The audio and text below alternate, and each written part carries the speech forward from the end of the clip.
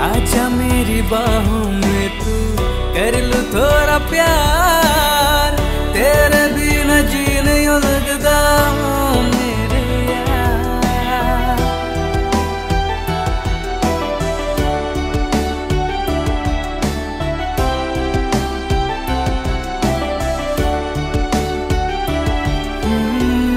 आजा मेरी बाहों में तू कर लूं थोड़ा प्यार, तेरे बिना।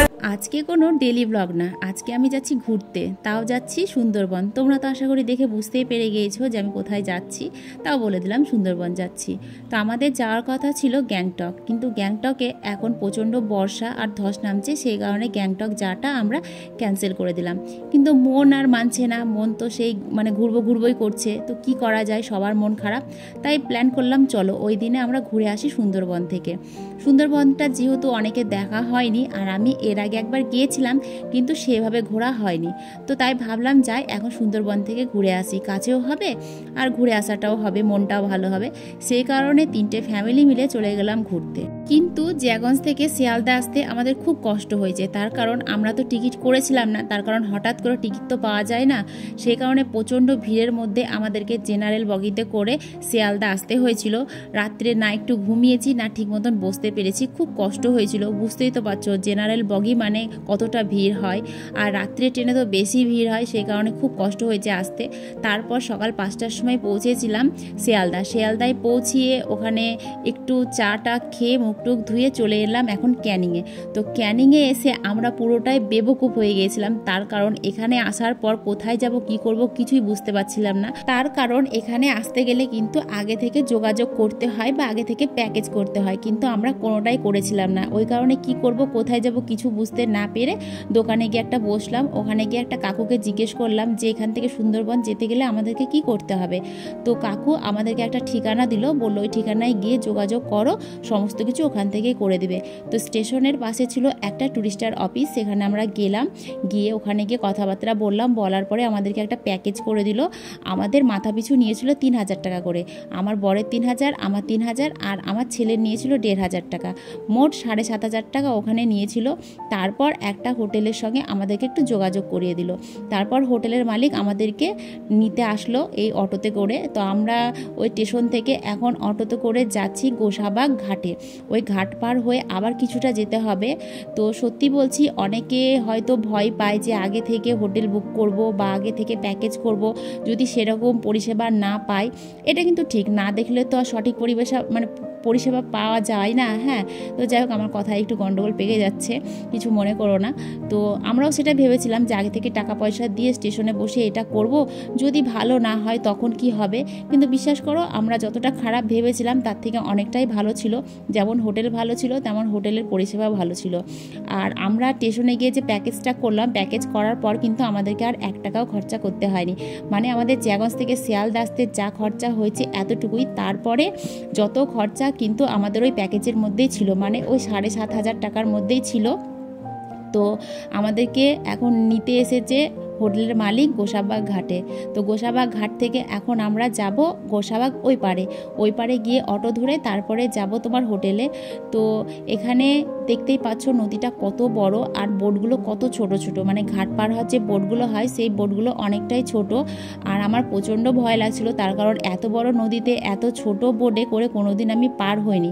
আমাদের গঙ্গা ঘাটে পার হয়ে, গঙ্গা তো অনেকটাই ছোট এটার থেকে, আর গঙ্গার নৌকাগুলো অনেকটাই বড় থাকে, কিন্তু এখানে নৌকাটাও ছিল ছোট আর মানুষজন ছিল অনেক। আর যা বড় ঘাট ছিল, প্রায় আধ ঘন্টা মতন টাইম লেগেছে ওই বোটে করে আমাদেরকে এপারে আসতে। এইপারে আসার পর হোটেলের মালিক বললো তোমাদের যা ইচ্ছে হয় তোমরা খেয়ে নাও, সমস্ত টাকা কিন্তু আমিই দিব। তো আমরা গেলাম এখন খেতে। তো এখানে এসে দেখি অনেক রকমের মিষ্টিগুলো দেখতে না বেশ ভালো লাগছিল। তারপরে মিষ্টিগুলো ডিজাইন দেখো, এটা হচ্ছে মুরগি, তারপরে দেখলাম তোমার আপেল, ওখানে ছিল ইলিশ মাছ, রুই মাছ, ইলিশ মাছের পেটি, মানে অনেক রকমের মিষ্টিগুলো দেখতে যা সুন্দর লাগছিল, তাই ভাবলাম একটু ভিডিও করে নিই। আর আমি সত্যি বলছি জীবনে প্রথম এত ধরনের মিষ্টি একসঙ্গে দেখলাম। তো মিষ্টিগুলো দেখতেই ভালো লাগছিল, খেতে একদম ইচ্ছে করছিল না, তার কারণ সারা রাত্রি জেগেছিলাম। আর জেগে থাকার পর এত মিষ্টি খাবার খেতে না একদম ইচ্ছে করে না। এমনিতেই মিষ্টি জিনিস খেতে খুব একটা পছন্দ করি করি না। তারপরে এখানে দিল পরোটা খেতে। তো আমাদের ওখানে যেমন পরোটা একটা দুটো হিসাবে বিক্রি হয়, এখানে দেখলাম ওজন হিসাবে বিক্রি হচ্ছে। তো সবার মাথা পিছু 100 করে পরোটা আর একটু তরকারি আর একটা করে মিষ্টি নিলাম, তারপরে খেতে শুরু করলাম। হ্যাঁ, এখানে তুমি যদি মনে করতা 50 টাকার জায়গায় তুমি 500 টাকার খাবার খাবে, তো সেই 500 টাকাও কিন্তু সেই হোটেলের মালিকই পেড করতো। তো যাই হোক, অত কি আর খাওয়া যায়।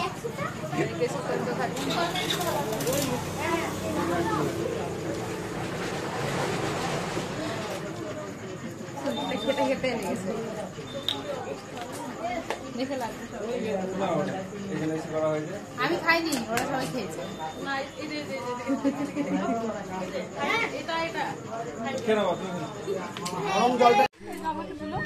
তোমাকে তুলছি তো,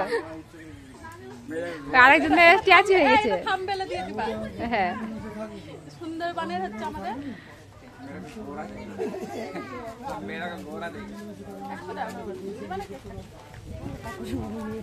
বুলটি নিবা না? মিষ্টির দোকানে বসে সকালকার জলখাবারটা খেয়ে চলে এলাম এখন একটা পার্কে। এই পার্কটা হচ্ছে রবীন্দ্রনাথ ঠাকুরের থাকার একটা জায়গা। তো এখানে কেন আসতেন রবীন্দ্রনাথ ঠাকুর বা কেনই থাকতেন কিছুই জানা হয়নি, তার কারণ আমরা যেই টাইমে গিয়েছিলাম সেই টাইমে এখানে কেউ ছিল না। তবে একটা ঘর দেখলাম আর কয়েকটা রবীন্দ্রনাথ ঠাকুরের মূর্তি দেখলাম। আর হোটেলের মালিক বলল যে এখানে সময় কাটানোর জন্য রবীন্দ্রনাথ ঠাকুর মাঝে মধ্যে আসতো, সেই কারণে এটাকে পার্কভাবে করা হয়েছে। আর এখানে বিভিন্ন মানুষজন বিকেলবেলা হলে আসে, থাকে, বসে, ছেলেরা দোল্লা খায়, বাচ্চারা ছুটাছুটি করে। তো আমাদের বাচ্চা কাচ্চাও এখানে এসে বিভিন্ন দোল্লা টোল্লা পেয়ে খেলতে ব্যস্ত। আর আমাদের চোখ মুখ দেখেছো সারা রাত জেগে কী অবস্থা হয়েছে। তো এই যে আদিবাসী স্ট্যাচুগুলো দেখে আমার বর আবার গিয়ে দুটো ছবি তুললো। হ্যাঁ, শুধু যে বর তুলেছে এমনটা না, আমিও তুলেছি। তারপর ওখান থেকে অটো করে আবার চলে এলাম এই যে আমাদের হোটেলে। তো হোটেলের পরিবেশটা দেখো কত সুন্দর, তাই না? আর এই হোটেলগুলো কিন্তু সব নতুন, মানে আমরা যে হোটেলে আছি সেটাও নতুন, ওইদিকে যে হোটেলগুলো করা হয়েছে সেগুলো সব নতুন হোটেল। তো এই রুমটা ছিল আমাদের। তো সুদীপ তারা আগে ঢুকে পড়েছিল, সেই কারণে বললাম থাক, তোমরা যেহেতু ঢুকেছো তোমরাই থাকো, তোমাদের রুমটায় গিয়ে আমরা থাকছি। তা আমাদের রুমটা মানে অদল বদল হয়ে গিয়েছিল।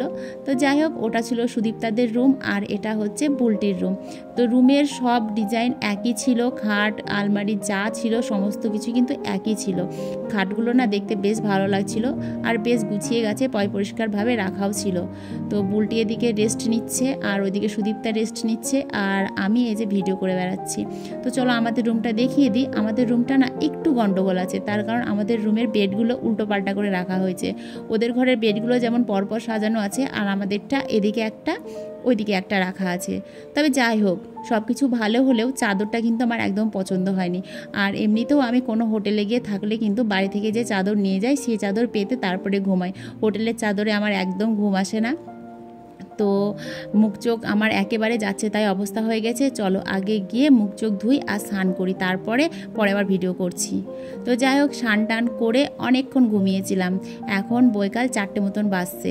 আর আমরা যখন পৌঁছেছিলাম তখন কিন্তু 10টা বাজছিল। সকালে কিন্তু আমরা ঘুরতে বেরোতে পারিনি, কারণ শরীরটা এত ক্লান্ত ছিল যে আমরা সবাই এসে স্নান করে ঘুমিয়ে পড়েছিলাম। সকাল 10টা থেকে বেলা 1টা অবধি ঘুমিয়েছিলাম। তারপরে 1টার সময় গিয়ে লাঞ্চ করে এসে আবার ঘুমিয়ে গেছিলাম। ঘুম থেকে উঠলাম 3:30টার সময়। 3:30টার সময় উঠে এখন সবাই রেডি হয়েছি ঘুরতে যাব বলে। তো সকালে আমাদের মানে লঞ্চে করে ঘুরতে যাওয়া হয়নি ঘুমের কারণে। আর সত্যি সারা রাতি জেগে থাকার পর আর লঞ্চে ঘুরতে যেতে ইচ্ছে করলো না। তাই হোটেলের মালিককে বললাম বিকেলবেলায় আমাদেরকে ছোট একটা বোট দিবেন, ওই বোটে করে আমরা কাছে ভিতে কোথাও ঘুরে আসব। তো হোটেলের পরিবেশটা দেখো বেশ সুন্দর, আমার তো খুবই ভালো লেগেছে। ভারতের পতাকার ডিজাইনে সমস্ত কিছু রং করা হয়েছে। আর আমরা ছিলাম 3 তলায় আর আরও 2 তলায় 1 তলায় অনেক ছিল টুরিস্টার। তো আমরা যেহেতু এসি নিয়েছিলাম, এসিটা একমাত্র 3 তলাতেই ছিল। তো ওপর থেকে নিচে এসেছি, এখন যাব ঘুরতে। তো চলো তোমাদেরকে ঘুরিয়ে আগে জায়গাটা দেখিয়ে দিই। কি সুন্দর তাই না? ফুলের কালারগুলো দেখতে বেশ ভালো লাগছিল। তো এখন এখান থেকে হেঁটে হেঁটে যাচ্ছি আমরা পাখিরালয় ফেরিঘাট, ওখান থেকে বোটে করে যাব ঘুরতে। তো চলো যাই, ঘুরে আসি।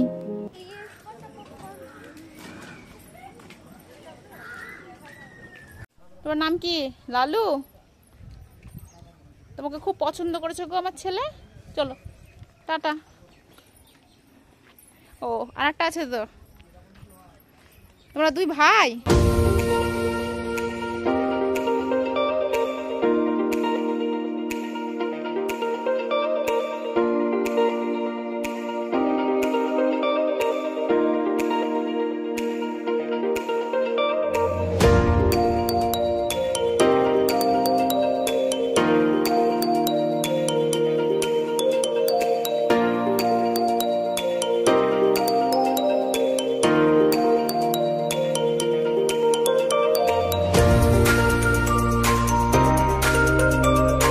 আমরা পাখিরালয় ঘাট থেকে যাচ্ছি পাখিরালয় বাগানে, মানে যেখানে অনেক রকমের পাখি দেখতে পাওয়া যায়। তো ওখানে যাচ্ছিলাম, যাওয়ার পথে দেখছি স্পিড বোট যাচ্ছে। আর তোমরা বিশ্বাস করবে কিনা জানি না, আমি জীবনেই প্রথম স্পিড বোট দেখছি। হ্যাঁ দেখেছি টিভিতে, সিনেমাতে, কিন্তু চোখের সামনে প্রথম দেখছি স্পিড বোট। তো দেখতে বেশ ভালোই লাগছিল। তারপর এদিকে আমার ছেলের মজা দেখো, আমার ছেলে এখন কাকুকে বলছে দাদু আমাকে দাও, আমি একটু বোটটা চালাবো। তো আমার ছেলে আবার বসে বসে বোটটা চালাচ্ছিল। অবশ্য কাকু বলে বলে দিচ্ছিল যে একবার এদিকে ঘোরাও, একবার ওইদিকে ঘোরাও। দেখতেই পাচ্ছ, কারণ ঠিকঠাকভাবে বলে না দিলে তখন কোথায় গিয়ে আটকে দেবে তার ঠিক নেই। আর ওই সব জঙ্গলে গিয়ে নৌকা আটকে যাওয়া মানে বিশাল বড় ব্যাপার, না জলে নামতে পারবো না তোমার ডাঙায় গিয়ে কিছু করতে পারবো, কারণ জলে হচ্ছে কুমিরের ভয় আর ডাঙায় কিন্তু বাঘের ভয়। সেই কারণে খুব সাবধানে বোটটা চালাচ্ছিল আমার ছেলে। আর আমার ছেলে জানো একটু ভয় আছে। তো এটা আর একটা বোট যাচ্ছে, এই বোটটা হচ্ছে বিএসএফদের বোট। আমি প্রথমে বুঝতে পারিনি, বোটটা দেখে ভিডিও করছিলাম, তখন সুব্রতদা আবার বললো যে বোটটা দেখে কিছু বুঝতে পারছো? তাই বললাম না, কিছুই বুঝতে পারছি না। তো বললো এটা হচ্ছে বিএসএফদের বোট। তো এখানে বিএসএফ ক্যাম্প আছে আর পাশেই তো বাংলাদেশ, সেই কারণে মাঝে মাঝে বোট নিয়ে এরা কিন্তু ডিউটিতে বের হয়। মোট 3টে বোট গেল। আর বোটগুলো যাওয়াতে জলের এত ঢেউ উঠেছে, দেখো আমাদের নৌকাটাকেই উথাল পাথাল করে দিচ্ছে। এত ভয় লাগছিল কি বলবো। সত্যি বলছি, আমাদের গঙ্গাতে যদি নৌকা ডুবেও যায় না, তবুও আমার ভয় লাগবে না, কারণ যেহেতু সাঁতার জানি। আর এখানে সাঁতার শিখলেও তো উপায় নেই, কারণ কখন কুমির এসে যে তার পেটের মধ্যে আমাদেরকে ঢুকিয়ে নেবে তার ঠিক নেই। আর জঙ্গলে তো বাবা উঠাই যাবে না, সেই কারণে এই ঢেউ দেখে কিন্তু খুব ভয় লাগছিল। আর আমার ছেলেকে দেখো ঢেউ দেখে মানে হেসে পাগল। ও তো আর অত বুঝে না, বাচ্চা কাকে বলেছে তাই না। তো যেই কাকুটা বসেছিল, কাকুটা বলছে মাঝে মাঝে এক এক সময় জোয়ারের জলে এত ঢেউ উঠে যে যারা এখানে ঘুরতে আসে তারা তো কাঁদতে শুরু করে দেয়। তো ঢেউ দেখে আমার বর আবার ছেলের পাশে গিয়ে বসলো, তার কারণ নৌকাটা খুব কাঁপছিল। তো আর ছেলে যেহেতু ধারে বসেছিল, সেই কারণে ওর কাছে গিয়ে বসলো। আর আমি একটু চেক করে দেখছিলাম যে স্পিড কতটা। তো জলে হাত দেওয়া যাচ্ছে না, বিশ্বাস করবে না, আমি জলে যে হাত দিয়ে আছি খুব কষ্টে, মানে এত জোরে এসে হাতে জলের বাড়ি লাগছে, মনে হচ্ছে যেন আমার হাতের আঙুলগুলো ভেঙেই যাবে।